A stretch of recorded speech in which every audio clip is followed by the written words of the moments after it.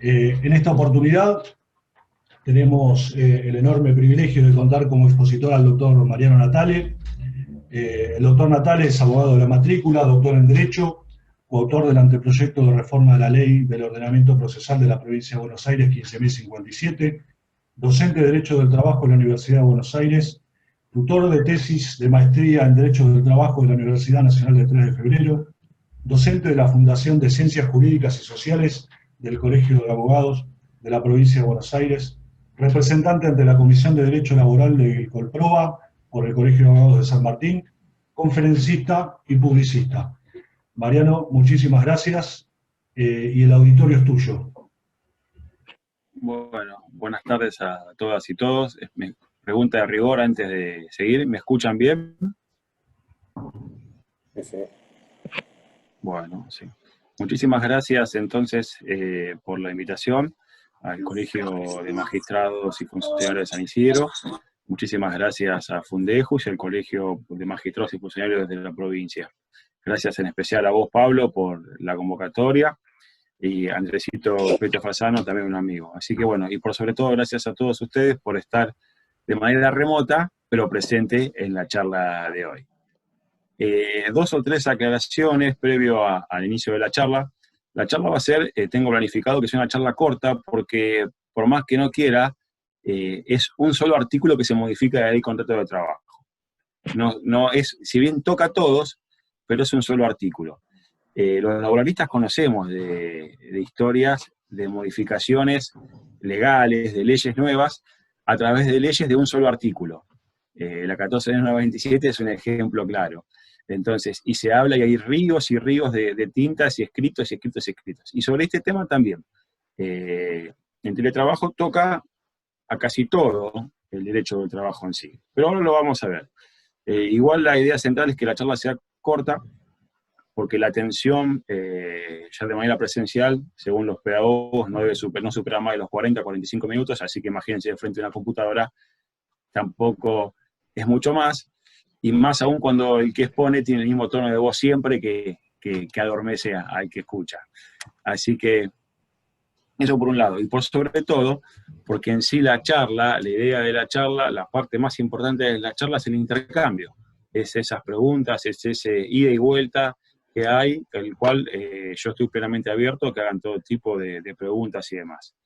Les aclaro por último, voy a intentar, no lo aseguro, pero voy a intentar que la charla sea netamente académica. ¿En qué sentido? En el sentido de que quitarle esas connotaciones partidarias o políticas al tema que los tiene, porque como toda ley se saben, por una ley no se puede dejar conforme a todos, y van a ver que muchas partes yo no voy a tratar de evitar los comentarios. En eso ustedes los pueden hacer para adelante, para atrás, para arriba, para abajo, para el costado, para donde quieran. Yo les contestaré si puedo, y bueno, pero no, porque me parece, como docente, que no es lo mejor volcar ideología, sino volcar más que nada lo que uno entiende, quitándose esa, y tratando de ser lo más objetivo posible, si se puede.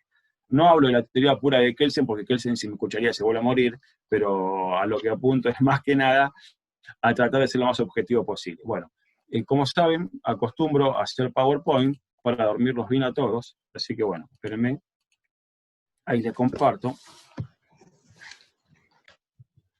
Previo al inicio, los invito, es un Facebook, no oficial por supuesto, que tenemos con otros colegas, que hicimos el anteproyecto de reforma de la Ley Procesal Laboral Provincial, donde los admitimos a todos sin ningún tipo de problema. El único requerimiento que le ponemos es que se traten con respeto, no más. Se puede opinar, se puede disertar, se puede estar a favor, en contra, lo que fuere, pero siempre dentro del marco del respeto. Se llama así, Nueva Ley de Procedimiento Laboral en la Provincia de Buenos Aires, Ley 15.057. Ya somos como 4.000 acá en esto. Bien, comenzando con el tema. Si creían que era una persona seria, se equivocaron, me conocen poco. Charly García, cuando escribía de Yendo de la cama al living, no se hubiera imaginado que Mariano Natale lo iba a citar de una charla con cierto contenido académico, bajo ningún punto de vista. Pero en realidad, el teletrabajo, el trabajo de distancia, o el trabajo remoto, si se quiere, trae esto, de estar dentro de casa y evitar el circular en la calle, el evitar, el relacionarse de manera presencial. Porque uno de los conceptos que tenemos hoy día en crisis, evidentemente en crisis, es el presencialismo. La presencia, el presencialismo está en crisis. Fíjense cómo ya la Suprema Corte, por ejemplo, habilitó las audiencias de todo tipo para el foro laboral a través de las plataformas, en este caso, que es la Suprema Corte, Pablo, es Microsoft Teams, si mal no tengo entendido. Así que, fíjense cómo se tiende a esto, y lógicamente no se tiende de una manera paulatina. La pandemia nos obligó, en cierto modo, a dar pasos agigantados a la fuerza, a aprender el manejo de las tecnologías, por ejemplo. Mira, nosotros estamos hablando de una charla por Zoom.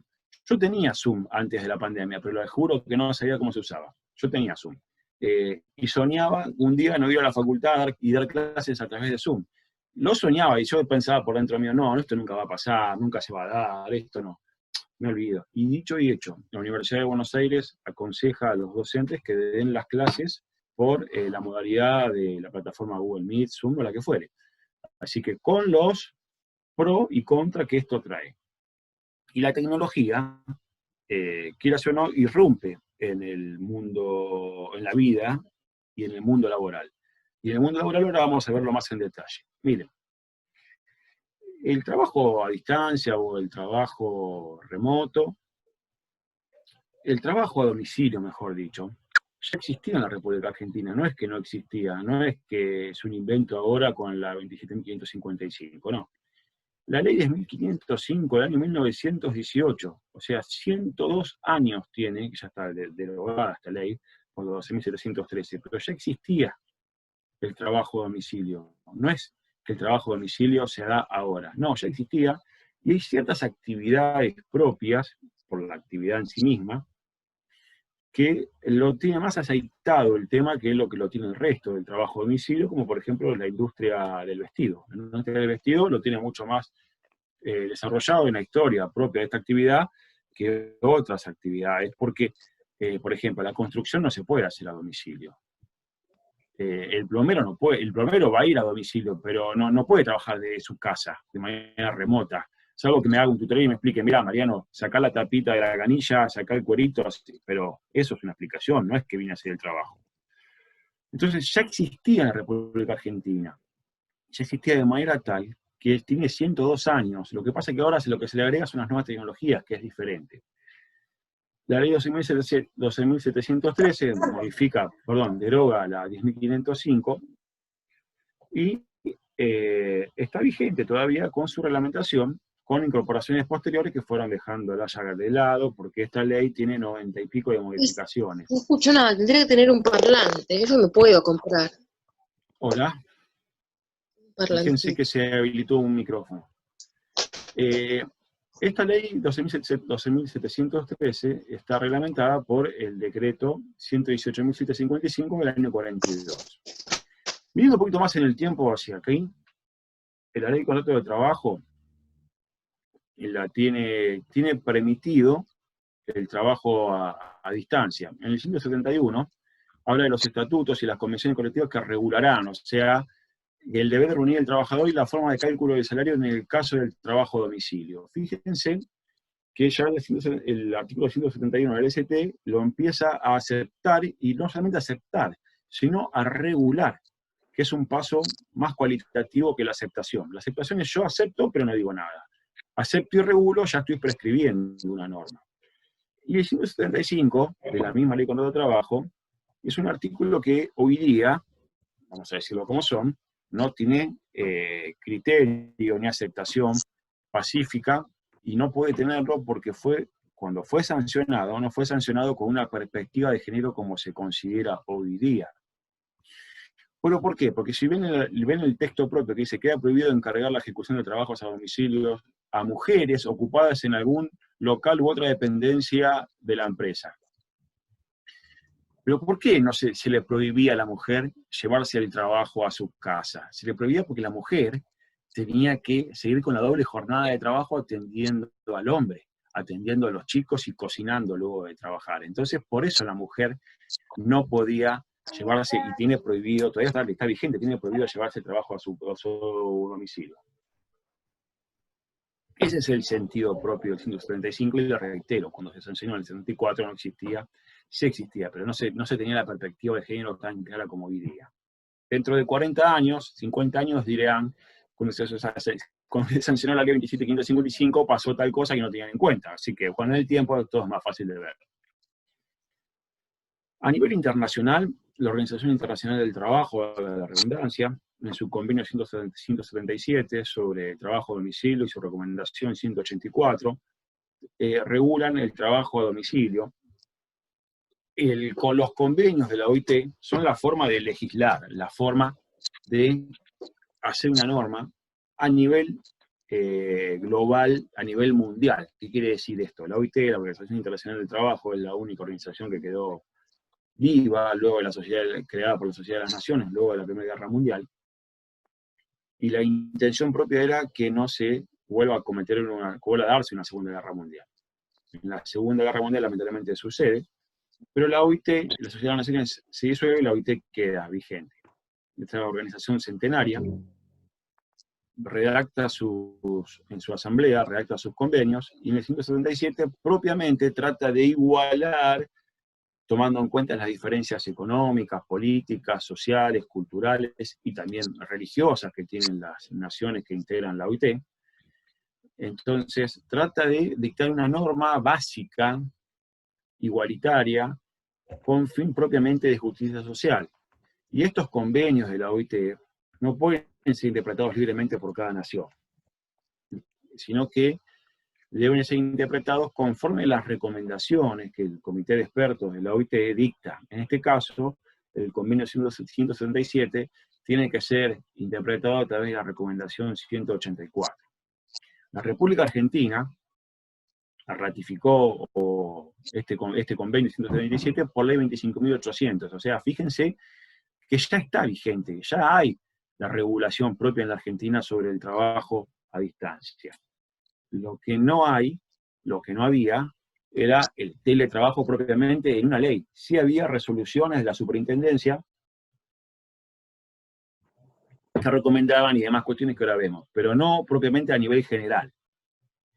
La resolución 552 del 2012 está vigente y no está vigente. Les explico. Esta resolución 1552 del 2012 es la que obliga al empleador que disponga el teletrabajo para la persona de trabajo, denunciar el lugar donde va a prestar las tareas, y tiene que entregar el horario, y tiene que entregarle obligatoriamente el PAUSMAUL, la silla ergonómica, el matafuegos, y no me acuerdo, que otras cuestiones más de seguridad, lo cual está muy bien. Sin embargo, con la pandemia, la resolución 2120, por eso hablo la fecha para arriba, suspende la aplicación para los trabajadores en aislamiento. ¿Qué quiere decir? Para aquellos que estaban antes, en mi criterio tiene que seguir estando vigente. Para todos los que fuimos forzosamente a partir del 20 de marzo al aislamiento, y que no somos considerados personal esencial o no lo fuimos en su momento, y que acorde a la resolución 207 y 279 del Ministerio de Trabajo, se quita la obligatoriedad o el deber de asistencia a los lugares de trabajo y se puede, si se puede realizarlo, se harán hacerlo de buena fe a través de los domicilios, no es obligatorio esta resolución 552. Mira la resolución 2120 de la Superintendencia, que expresamente excluye de la aplicación a aquellos trabajadores y trabajadoras que a partir del 20 de marzo de este año están exceptuados del deber de asistencia a sus lugares de trabajo. Hoy día van a encontrar en muchos libros, en muchos apéndices, en muchos folletos, cuando se habla de la cuarta revolución, la revolución propiamente industrial y demás revoluciones en el sistema productivo. La cuarta revolución está dado dentro de muchas cuestiones. Yo acá hago un hincapié en estas tres cuestiones que son lo que más atañen, si se quiere, al mundo del trabajo, en la utilización de las nuevas tecnologías a través de la geolocalización. En San Martín hay un juzgado civil y comercial que, por ejemplo, antes del aislamiento no hacía más contrataciones cuando se trataba de usucapiones. Lo sigue haciendo con geolocalización, que es lo que tenemos en el celular, ese icono arriba que nos pone el GPS, bueno. Y a través de la cámara hace el control remoto, ya tiene a través de Google Maps tiene los mapas de donde se encuentra, ya tiene los planos, por supuesto, porque si tienen un usucapión tiene que hacer plano para usucapir, obliga a la actora o la actora a salir de su domicilio, ir a filmar el palito indicador de las calles, de la intersección de las calles, y volver. O sea, todo esto también repercute en el ámbito judicial. Lógicamente que lleva tiempo y lógicamente que se requiere una capacitación. Esto es claro, no se puede salir a la loca, así a correr de un día para otro, bueno, no hago más contrataciones. No, se requiere de un proceso. Esto es necesario porque la realidad es que no es útil o no es la mejor forma de pasar de un día para otro, como nos pasó, o sea, pero literal, de un día para otro, porque el 19 de marzo íbamos a trabajar y el 20 ya no fuimos más a trabajar. Entonces, esto no es la mejor forma. Que es un canal para salir, por supuesto, que es un canal que va a modificar lo que venga después, por supuesto, que tenemos que utilizar la tecnología, por supuesto, pero que necesitamos capacitarnos por sobre todo el resto, no tengo duda de eso. Bien, a su vez, hay nuevas formas o modalidades de contratación, como a través de las plataformas virtuales, como son Uber, Rappi, Pedido Ya, Globo. Escuchaba el otro día al doctor Raúl Ojeda, dando una charla y decía que siempre hubo repartidores y siempre lo va a haber. Es cierto, carteros, siempre hubo repartidores, siempre lo va a haber, esto no hay duda. La diferencia está cuando se aplica la tecnología, cuando la tecnología empieza a modificar esa forma o esa modalidad de tareas. Y en lo que hace propiamente el teletrabajo, nos referimos en sí a las modalidades en el propio domicilio del trabajador a través de la tecnología, pero puede ser el propio domicilio del trabajador o el domicilio que el empleador disponga que no sea el establecimiento. Ahora vamos a ver, miren. ¿Se acuerdan del artículo 5 de la Ley de Contrato de Trabajo? La empresa, esa empresa es esa organización de medios que hacen personales, o sea, la persona de trabajo, por no decir trabajador y trabajadora, ¿no? Entonces, la persona de trabajo. O sea, esos medios personales, materiales e inmateriales, que se ordenan bajo una dirección y que persiguen un fin o logro en sí que puede ser económico o benéfico. Esto es claro, artículo 5 de la Ley de Contrato de Trabajo. Hasta acá no trae mayores complicaciones. Sin embargo, el concepto de establecimiento que trae el artículo 6 de la Ley de Contrato de Trabajo empieza a ponerse en cierto modo en crisis, porque esa unidad técnica de ejecución que es el establecimiento, que tiene un fin, que tiene un destino, que es lograr, a través de esos fines que hablábamos, que una o más explotaciones se llegue propiamente al fin benéfico o al fin de lucro. ¿A través de dónde? ¿Pero dónde se va a hacer? ¿La unidad técnica o de ejecución? Que puede ser una o más. Entonces aquí empieza a entrar en crisis esto. Empieza a entrar en crisis porque si yo ya confundo mi domicilio personal con el de la empresa, y yo ya presto mis tareas dentro de mi casa, dentro de mi departamento, o dentro de donde fuere, pero un establecimiento diferente para prestar estas tareas, entonces ya la unidad técnica de ejecución ya se deslocaliza, se quita la localización propiamente. Y acá ya vienen a entrar y a tallar un montón de cuestiones, como hace el derecho colectivo y como hace a la policía del trabajo, y como hace a evitar ese trabajo, esa prestación de tareas sin registrar, como vulgarmente se lo conoce en negro, que yo no soporto que se diga en negro, pero es que me entienden todos más fácil. Entonces fíjense cómo entra en crisis ya la unidad técnica o de ejecución, porque entró en crisis propiamente el presencialismo que le decía antes. La presencia propiamente a través de la pandemia, si se quiere, está en crisis. Entonces, de hecho, en principio no nos podemos reunir. Digo en principio porque mis amigos se juntan y yo no voy, y se enojan conmigo, ¿no? Entonces digo en principio. Pero no nos debemos reunir, está prohibido reunirse. Bien. La ley 27.555 fue sancionada el 31 de julio, estas fechas, chequenlas, el 31 de julio estoy seguro, el 14 de agosto fue, si mal no recuerdo, fue el viernes, fue publicada en el boletín oficial. Esta ley,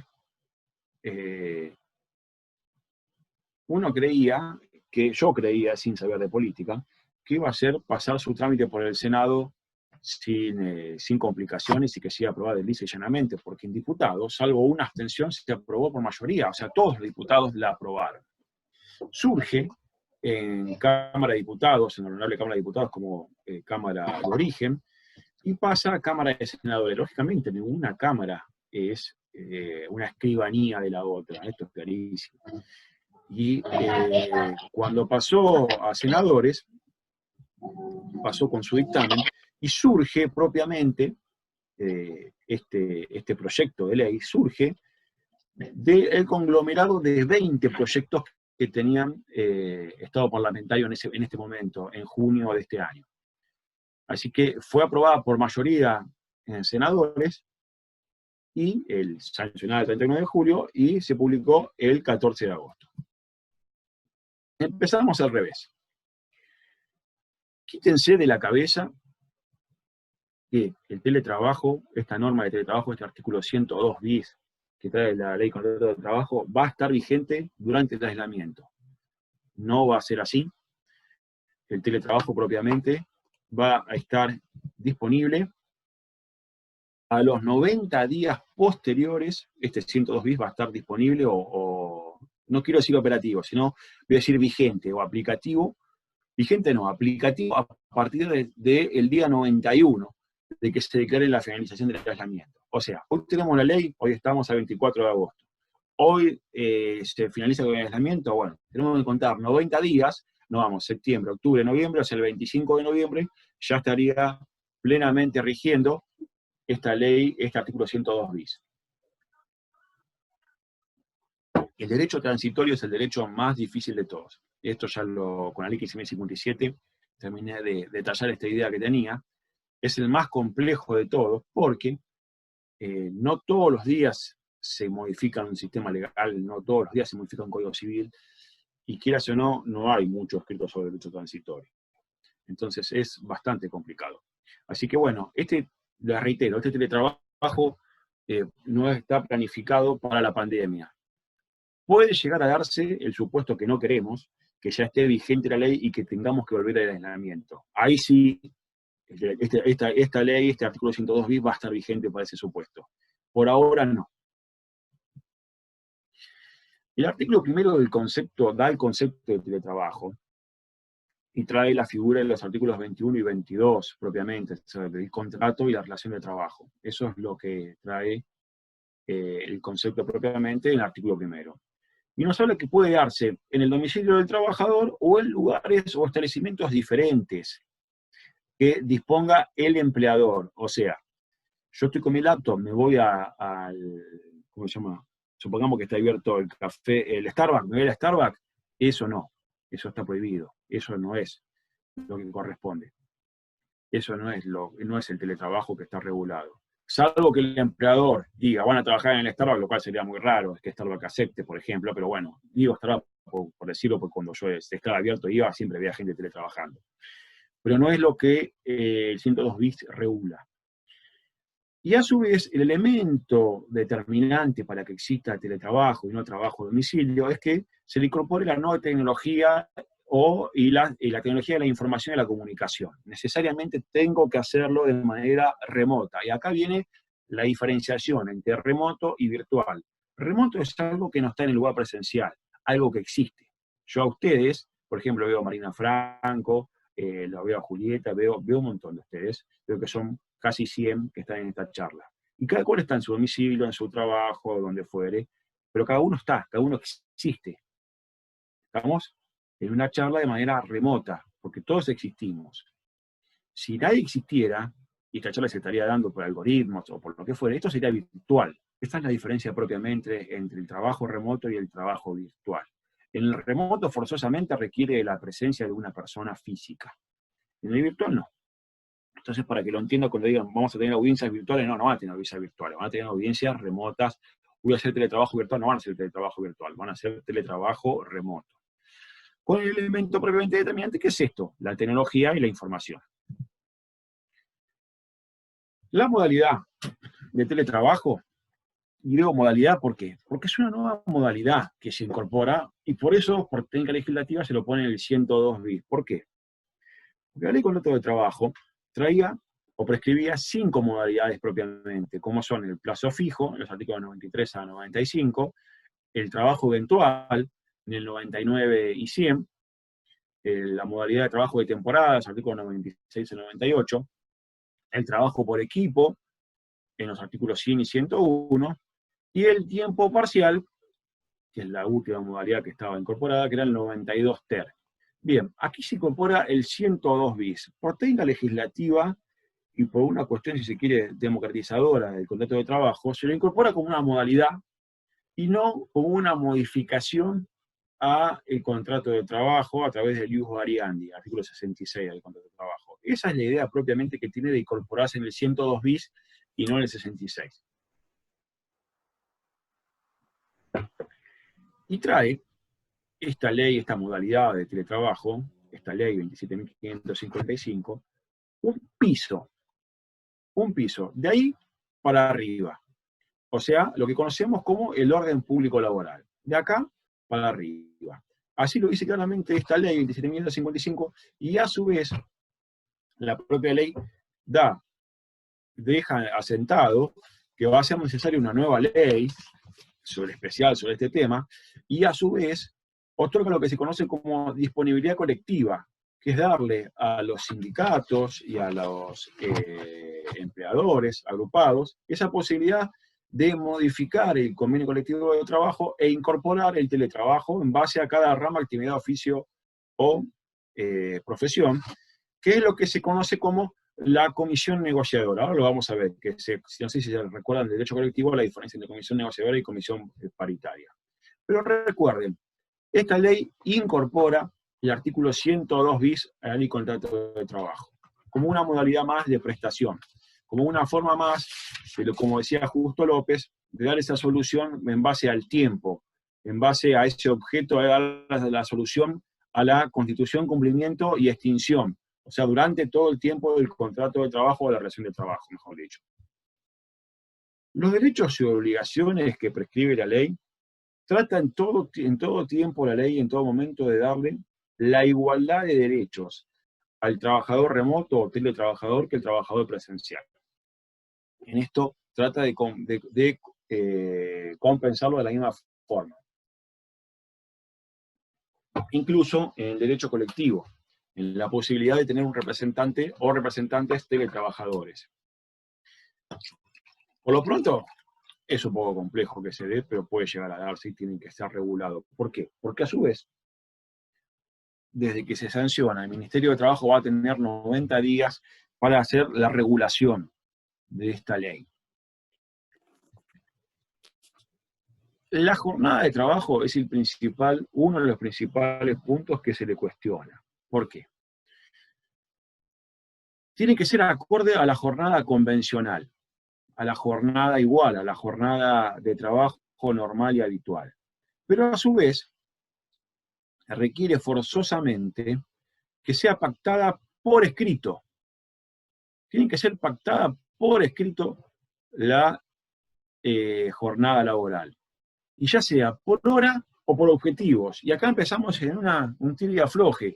El trabajo por objetivos o el trabajo de destajo es el que la OIT recomienda que no se produzca, que no se lleve adelante, porque claramente el trabajo por objetivos o el trabajo a destajo trae una exigencia superior que lo que puede traer el trabajo por una jornada normal, el pago por una jornada, ya sea diaria, un jornal, quincenal o mensual.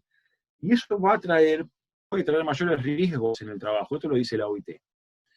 Entonces, esto no me parece aconsejable que sea pactada la jornada por objetivos, pero está en la ley.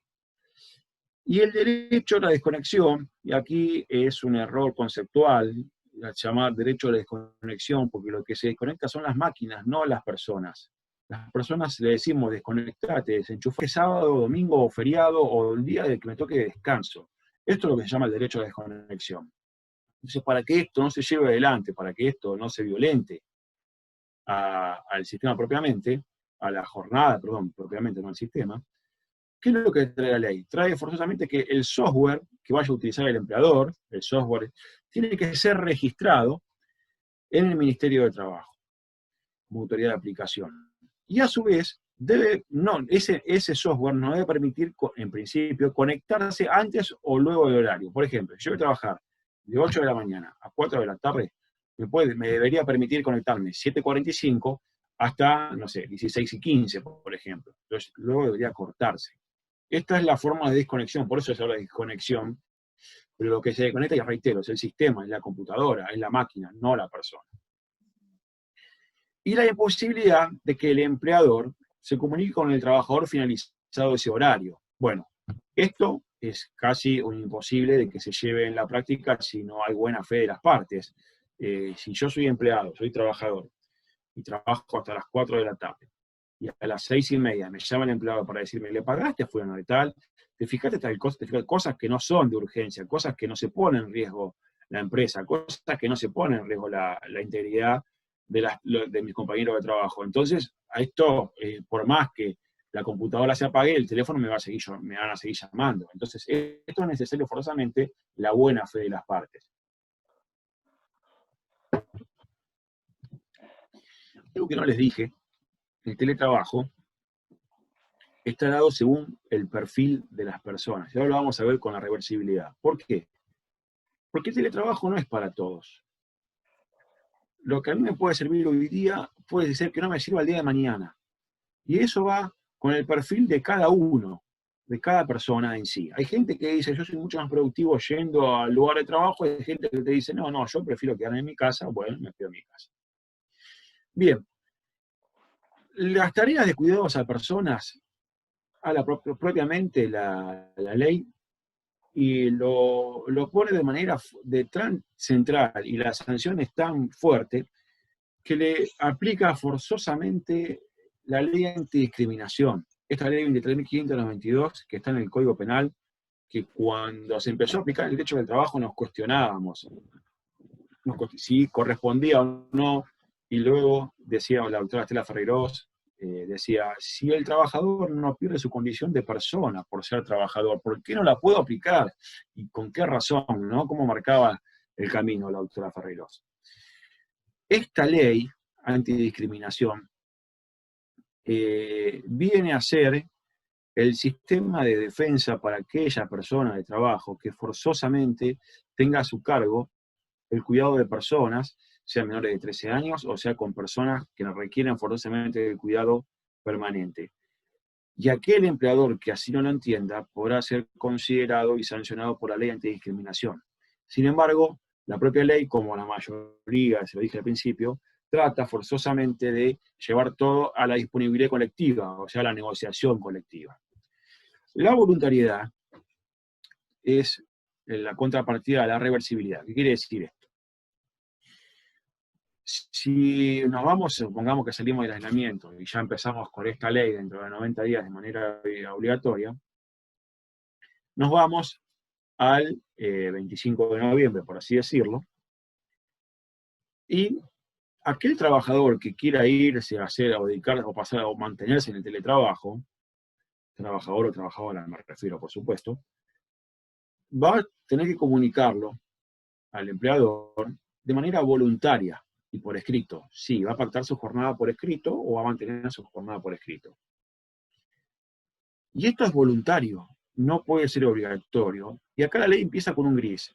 No es voluntario para aquel que ingrese cuando esta ley ya esté vigente, en principio. Si el empleador quisiera contratar con la ley vigente teletrabajadores, no va a ser voluntario porque ya le impone este sistema de contratación. Sí va a ser voluntario para aquel que esté trabajando de manera presencial y quiera irse al teletrabajo. Y la reversibilidad, que es el punto más cuestionado por todos, tanto los sindicatos como las empresas. La reversibilidad es esa posibilidad que tengo como trabajador de volver a mi trabajo presencial, o de irme nuevamente al teletrabajo. Y esto es cuestionado por las empresas, porque las empresas dicen, yo tengo que forzosamente mantener escritorios vacíos, yo tengo que mantener puestos de trabajo vacíos, que eso me implica un coste, y que cuando tengo al trabajador de manera remota. Pero acá hay algo que se olvidan, y como que ven la película ya empezada, y cuando vemos la película empezada, cada cual se hace su propio final. Como se acuerdan del librito Elige tu propia aventura, bueno. Si estás de acuerdo, anda a la página 10 y de ahí se acabó el cuentito, o si no, volvías y bueno. No quiero decir con esto que se compare con el tu propia aventura, no bajo ningún punto de vista, pero sí lo que voy es a esto. Si el trabajador quiere volver, es porque lo necesita, porque se está considerando que no es operativo y porque hace la higiene mental o la salud propiamente del trabajador. Pero algo más importante que todo esto, la reversibilidad está dado propiamente en esa posibilidad de hacer teletrabajo no todos los días, no todas las jornadas de trabajo. Y esto es lo que se aconseja. Vean el libro blanco del Ministerio de Trabajo que lo escribieron el año pasado y todo cuanto apunte sobre teletrabajo van a encontrar, que no aconsejan que por ejemplo, los 5 días de la jornada, de la semana laboral, las 5 jornadas, los 5 días de trabajo, sean remotos. Aconseja que sean, por ejemplo, 3x2, 3 presenciales y 2 remotos, o 2x3, o sea, 2 presenciales y 3 remotos, porque se requiere forzosamente de presencialismo, porque muchísimas cosas se resuelven de manera presencial muchísimo mejor que de manera remota, y muchísimo más rápido, porque si hay algo que hemos visto, que se ha ralentizado el sistema de producción a través de esto, porque no estábamos preparados todavía, porque tuvimos que pasar de un día para otro. Entonces, ese es propiamente la análisis de la reversibilidad. La idea, y está en el artículo segundo de la ley de este artículo de la 27.555, en la modalidad de la negociación colectiva a través de la reversibilidad, o sea, la posibilidad de que se vuelva, se vaya y se venga. Y volvemos con la discusión. ¿Qué va a pasar con aquellos nuevos contratados? ¿Qué va a pasar con aquellos que en principio no estarían amparados por este derecho cuando ya su contrato de trabajo estaba vigente? Los elementos de trabajo y compensación, o sea, los gastos. Bueno, acá el empleador tiene que compensar claramente al trabajador. ¿Compensarlo cómo? Bueno, por negociación colectiva se dispondrá la forma. Según lo que se infiere de la ley, es, si yo tengo un gasto X de luz, y porque ir al teletrabajo voy a tener más gastos, esos gastos superiores deben ser compensados. Por eso habla de compensación y no habla de pago total. También adhiero, es respetable, pero no deja de ser cierto que el trabajador en su domicilio, ya de por sí, por vivir en él, tiene gastos de luz, de gas, de agua, de calefacción, de internet, de teléfono. Esos gastos deberán ser compensados. Si yo estoy todo el día utilizando el teléfono celular, porque puedo teletrabajar a través del teléfono celular, estos ya serían los millennials ya, ¿no? Los que ya nacieron con eso, bueno, tendrá que pagarle más un mejor plan de celular, esto no hay duda. Y esto es central, el artículo 11, la capacitación como elemento propio de capacidad, espérenme que me pasé yo solito, de darle una formación al teletrabajador, porque no todos, reitero, los millennials nacimos con la tecnología, yo no soy millennial, no se habrán dado cuenta, nacimos con la tecnología, y no todos tenemos esta tecnología en la cabeza y lo sabemos manejar. Les reitero, yo conocía Zoom, lo tenía en el celular, la aplicación Zoom, pero nunca lo he usado, por ejemplo. No sabía lo que era Zoom. Soñaba con no ir a la facultad a dar clases y dar clases, aunque sea una vez, pero hoy extraño no ir a la UBA a dar clases. La verdad que la extraño. Quisiera ir, no le digo todos los días, pero quisiera volver, quisiera dar esta charla de manera presencial. Pero fíjense, somos casi 99 de 100 personas. Si hubiera sido presencial, puede ser que hayamos estado 100 personas, pero posiblemente lo puede ser que no hayamos estado 100 personas.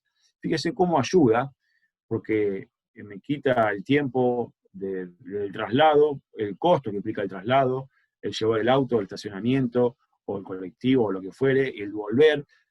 Y todo eso, cuando empezó el aislamiento con las conferencias y demás, yo era un miércoles 2 de la tarde y estaba en una reunión de instituto del Colegio de Abogados de Mercedes. Y yo el miércoles 2 de la tarde les aseguro que no hubiera estado en el instituto de Mercedes y me hubieran invitado a exponer, no hubiera estado. Y Mercedes es un colegio amigo, un colegio que quiero muchísimo, pero me queda 100 kilómetros de mi casa. No tengo la posibilidad de ir y venir en el día, y tengo un volumen de trabajo que llevar adelante y clientes que darle respuestas. Entonces, esto me permite aislarme un ratito y volver. Esto es propiamente lo que tiene de bueno la tecnología. Lo que tiene de malo, ya lo sabemos todo. Que no se corta, que se sigue, que estoy todo el día con esto en la cabeza, que me enfermo. Por eso se habla del derecho a la desconexión. El control y el derecho a la intimidad. Bueno, los controles propiamente que se dan en las empresas no pueden llevar a darse de la misma forma en los domicilios de los trabajadores y las trabajadoras. ¿Por qué? A mí, si yo me voy al teletrabajo, a mí no me puede venir mi empleador a poner adentro de mi casa cámaras para ver a qué horario estoy trabajando, que hora me conecto, que hora no me conecto, o lo que fuere. O habilitarme la cámara, o ponerme la cámara espía, lo que fuere. Eso está prohibido. Eso es lo que habla de propiamente el control a la intimidad. Y le otorga esta propia ley a la representación sindical la fiscalización y la autoridad de aplicación. ¿Qué quiere decir esto? Ahora lo vamos a ver propiamente con el derecho colectivo, pero requiere forzosamente, la ley por sí sola requiere e incita, como se acuerdan de ese principio de subsidiariedad del derecho colectivo del trabajo, esas comunidades inferiores, bueno, la ley propiamente pone en cabeza a los privados que se hagan su propio convenio, y cuando el convenio esté homologado o que se modifique su convenio aplicando, de acuerdo a la rama, actividad, oficio o profesión, el teletrabajo, y cuando eso ya esté sancionado, que esté homologado, ya sea ley para esa actividad sindical. Los riesgos del trabajo, y este es un tema más que delicado. La ley, ¿qué es lo que trae? Trae incorporación de enfermedades. Las enfermedades profesionales son aquellas enfermedades que, según van a estar en un listado, que se marca el artículo 6º de la ley de riesgo del trabajo. Y si no está en ese listado, que debe ser revisado anualmente, no son considerados riesgos de enfermedades profesionales. Bien. Esto que ya parte mal, ya parte de una premisa errónea de la ley de riesgo del trabajo, de que creer que porque está en un listado va a ser enfermedad, y si no está en ese listado no va a ser enfermedad, y que ese listado sea cerrado, que sea taxativo, y que solamente pueda ser modificado anualmente, y que cuando alguien, un trabajador o una trabajadora diga, no, mire, yo me enfermé por el trabajo, tenga que ir a la Comisión Médica Central, a la Comisión Médica Jurisdiccional, a la Comisión Médica Central, para que lo incorporen, y que lo incorporen solamente para ese caso en especial, bueno, eso es lo que te dice que no. Y eso es lo que en Silva con Unilever, el presidente Silva con Unilever, la Corte, hay votos, 2 votos de Petraki y de Fait, que declararon inconstitucional el artículo 6º de la ley de riesgo del trabajo. Lo que pasa es que en Silva con Unilever fue distinto. En Silva con Unilever, un abogado conocido, un gran LRtólogo, si se quiere, dijo, no, ¿por qué yo tengo que pedir la inconstitucionalidad del artículo 6º si a mí el asma en esa época no estaba? Entonces el señor Silva dijo, no está el asma. Bueno, yo trabajé 9 años por Unilever y yo contraje asma en el depósito, entonces yo no voy a pedir condicionalidad en el artículo 6º, yo voy a que me reparen integralmente y no plantee condicionalidad. Eso fue lo que pasó y la Corte habilitó eso.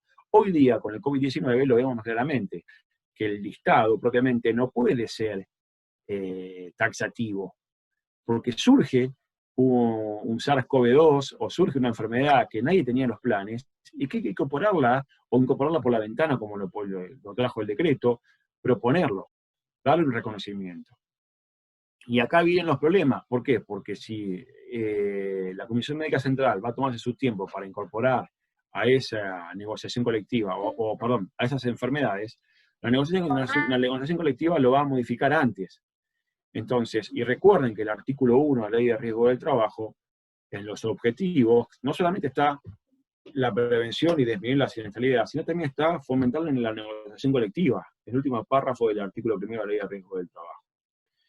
Y los accidentes, y acá es necesario que el empleador denuncie el horario de trabajo. Todo aquel accidente que se provoque durante el horario de trabajo en principio, y lo digo, lo reitero, en principio va a ser considerado un accidente de trabajo.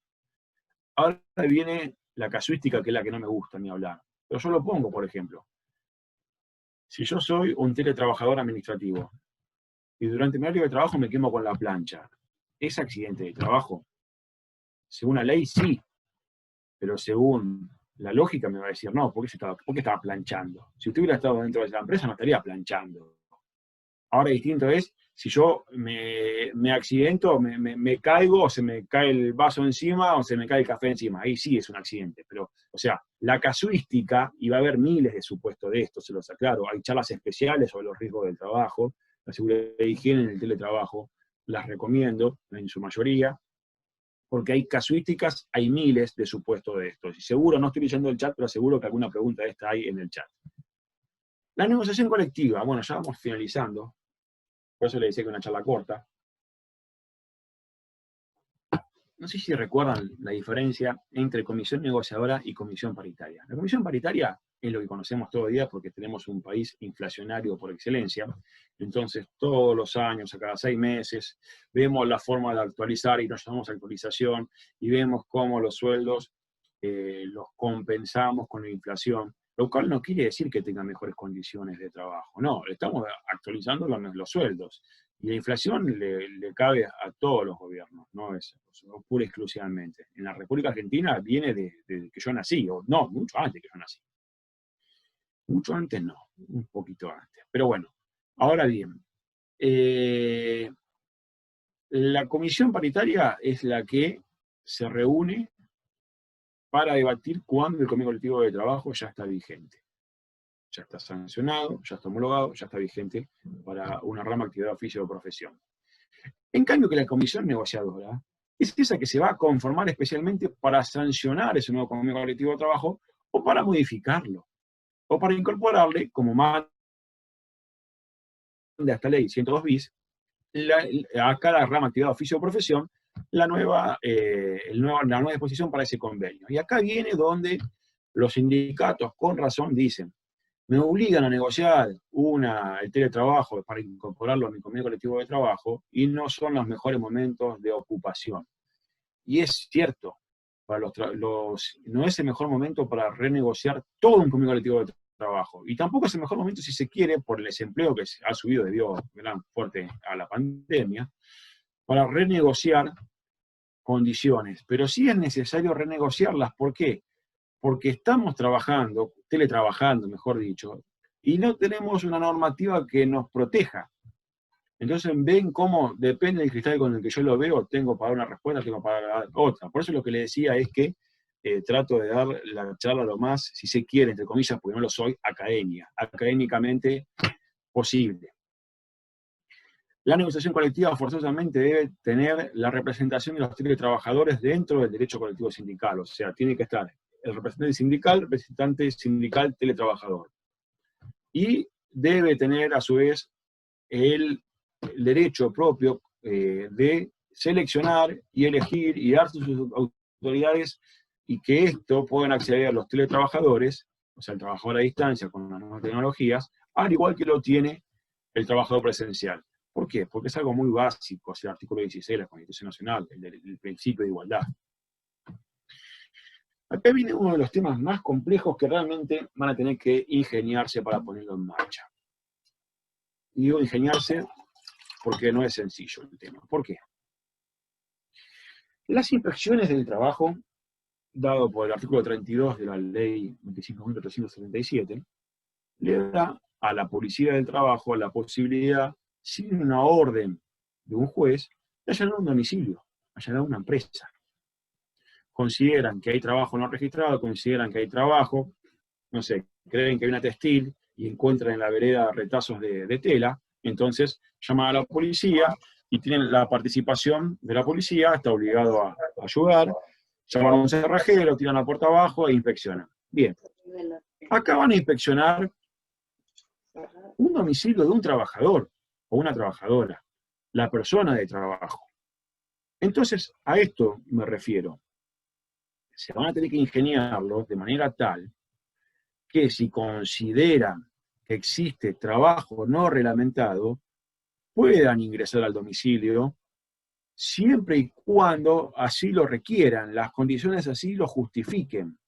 ¿Por qué? Porque si el teletrabajador dice, no, yo no los dejo pasar, mi domicilio es inviolable, tiene razón, el domicilio es inviolable. ¿Y qué puede traer esto? Puede traer que entre el trabajo sin registrar. Entonces, cuidado con esto. No es sencillo, no va a ser sencillo evitar el fraude laboral. Ténganlo en cuenta. Por eso les digo que van a tener que rebuscársela, ingeniársela, encontrar la vuelta cuando hagan la reglamentación, porque a mí, por lo pronto, yo lo que veo es esto: si no encuentro elementos más que fundantes para violentar un domicilio privado, por más que sea policía del trabajo y que ingrese con la policía, si no tengo una orden de un juez, no lo veo fácil el tema, no lo veo fácil. Además de registrar el software que tiene que usar el empleador, esto también tiene que reglamentarlo el Ministerio de Trabajo. Y acá, posiblemente a los abogados laboralistas, de la parte actora, si se quiere, nos allane el camino respecto de las horas extras, que son tan difíciles de probar, son tan difíciles de que probadas sean reconocidas. Entonces, salvo reconocimiento de la contraria, por supuesto. Esto pasó en López con Ardapés, ¿no es cierto? La Corte dijo, no, si el demandado reconoce que había horas extras, no hay más que hacer. Un precedente que ya va a tener como 10 años. Bien. Entonces, si por el sistema me sacan que yo seguí trabajando a pesar de que tiene que derecho de desconexión, yo tengo más probado fácilmente las horas extraordinarias. Sin prejuicio de que haya estado trabajando o no. Alcanza con que esté a disposición del empleador. Bien, ya concluimos la geolocalización y demás, y a 51 años del Día del Amigo, del Hombre en la Luna.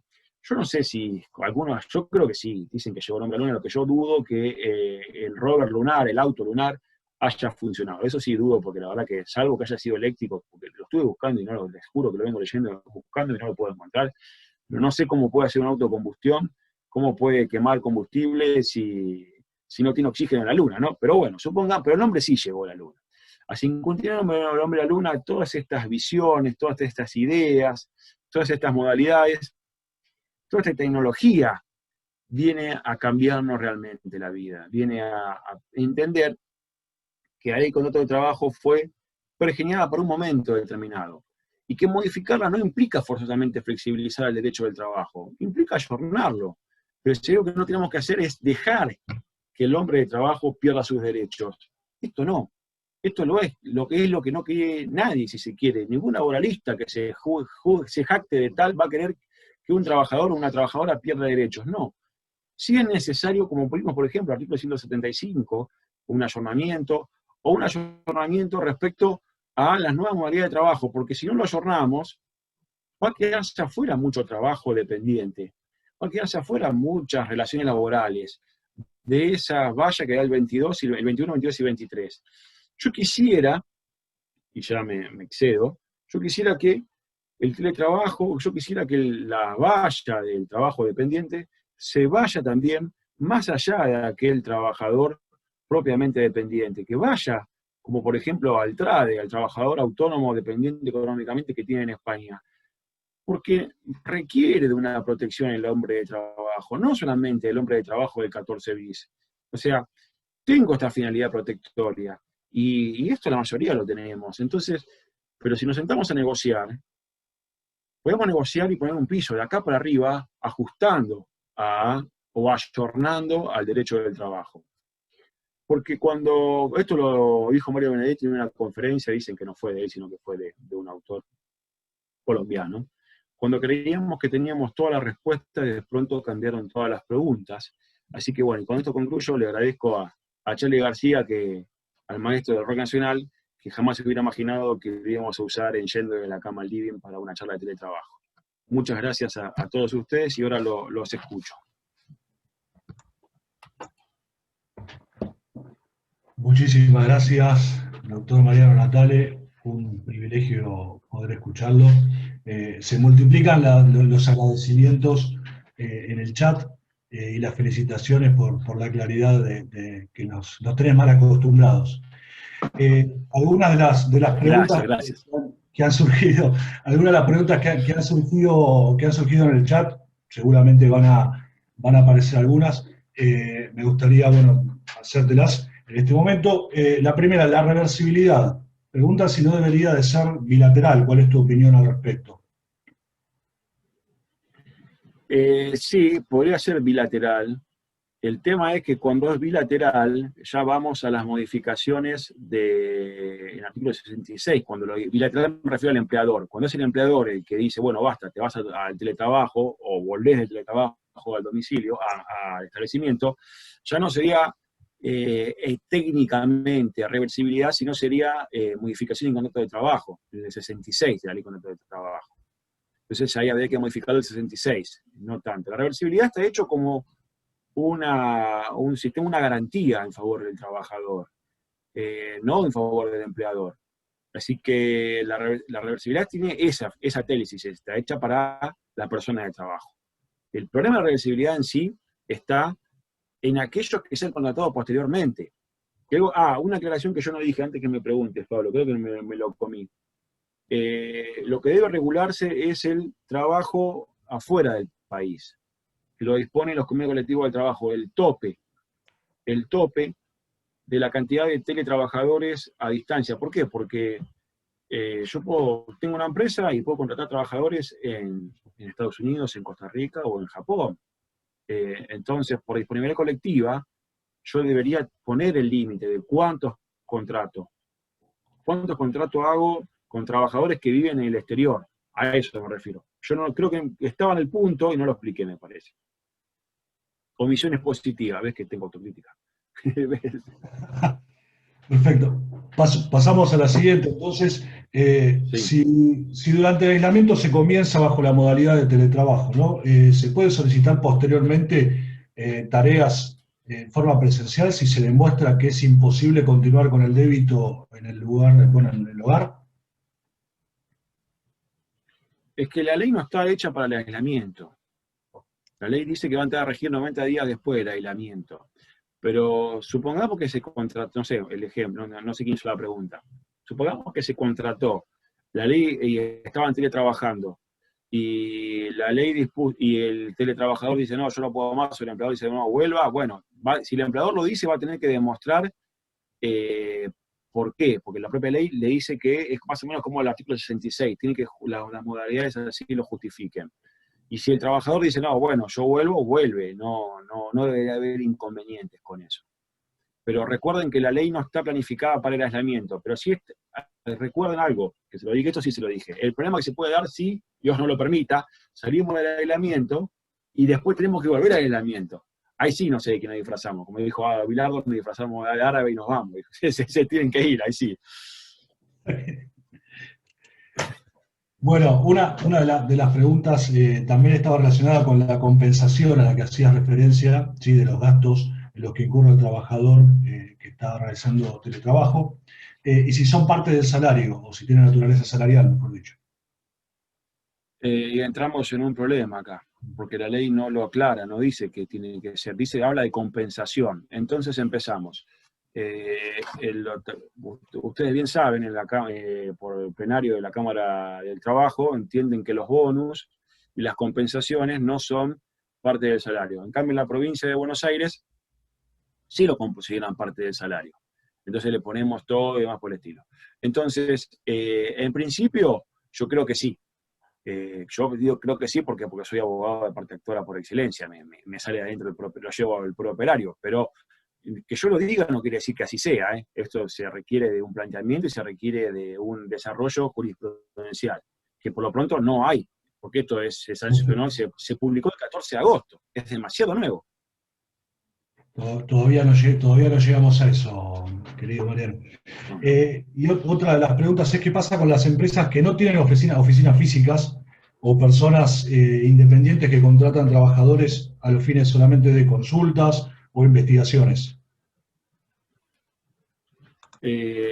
Bueno, ahí, si fueron contratados con esta modalidad de teletrabajo, yo creo que dude que el trabajador quiera ir al trabajo presencial.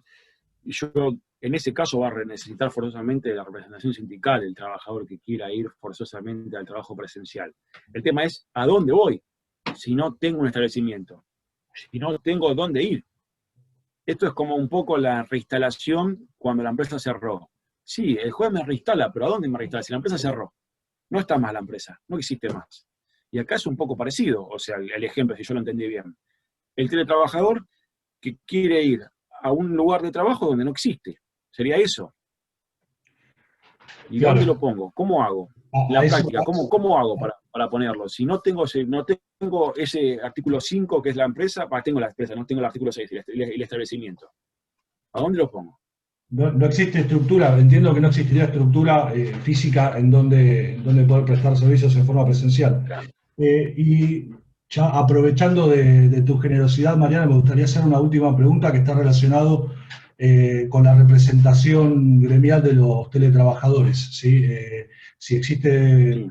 si está pensado, ¿sí? Reunirlos en un sindicato o en un gremio de rama. Si hay No, por lo pronto, si quieren fundar un sindicato de teletrabajadores, eso pueden hacerlo por rama, pueden hacerlo por la rama actividad, oficio, profesión, en este caso por la profesión pueden hacerlo. La ley no lo fomenta, no lo dice, habla de propiamente hoy día todas las empresas tienen trabajadores de sistemas, entonces lleva forzosamente a esos trabajadores de sistemas a incorporarlo a la rama actividad, oficio o profesión. No llevan a llevarlo a sacarlo de esa convencionalización y convencionalizarlo especialmente. Esto puede llegar a darse, yo lo vengo hablando hace años con trabajadores de sistemas que son los que ya están acostumbrados al teletrabajo, los que ya lo saben por excelencia. Por ejemplo, mi cuñado, licenciado en sistema, un amigo mío de toda la vida, compañero de banco, hace unos ingenieros de sistema, y me dice, ¿qué tanto lío con el teletrabajo? Yo hace tiempo que no voy a la empresa, yo voy 3 veces al mes, 4 veces al mes, ahora que no quiero ir, tomarme el tren, tomarme el colectivo, de lo que fuere. Bueno, ellos están más acostumbrados que nosotros. Ellos están acostumbrados y tienen un orden. Entran a trabajar a las 7 de la mañana y a las 6:30 se despertaban, a las 7 prendían la computadora, y a las 4 de la tarde no cortaron, se sentaron y demás. Bueno, hay que tener, por eso le digo, el teletrabajo no es para todos, ahora que no es para todos los abogados, nos cuesta quedarnos quietos, nos cuesta no tener reuniones, nos cuesta no ir a congresos, nos cuesta. La verdad que a mí me cuesta, yo no quiero hablar por todos, pero a mí me cuesta. Pero propiamente por la ley, para darte respuesta a tu pregunta, no. La ley no fomenta el teletrabajo, la sindicalización de teletrabajadores de manera autónoma. Sí lo hace dentro de la actividad, rama, oficio o profesión que la empresa, el empleador tiene, que le corresponda. Por ejemplo, comercio, por ejemplo, la UOM, administrativo de construcción. Entonces, eso sí. Entonces, esas actividades, esos sindicatos, esas federaciones o confederaciones van a tener que volver a negociar respecto de ese teletrabajo que hace a su actividad. No sé si fui claro, Pablo. Perfecto, muchísimas gracias. Bueno, agradecemos la participación, dedicación y una predisposición del doctor Mariano Natale y a todos ustedes también por la concurrencia. Esperamos que puedan participar próximamente de cualquiera de las actividades académicas propuestas por este colegio y de esta forma damos por cerrada la reunión. Han sido todos muy amables. Que tengan buenas tardes. Nos vemos, Mariano. Un placer. Gracias. Muchas gracias. Gracias a todos. Hasta luego. Gracias por la invitación y gracias a ustedes por estar presentes.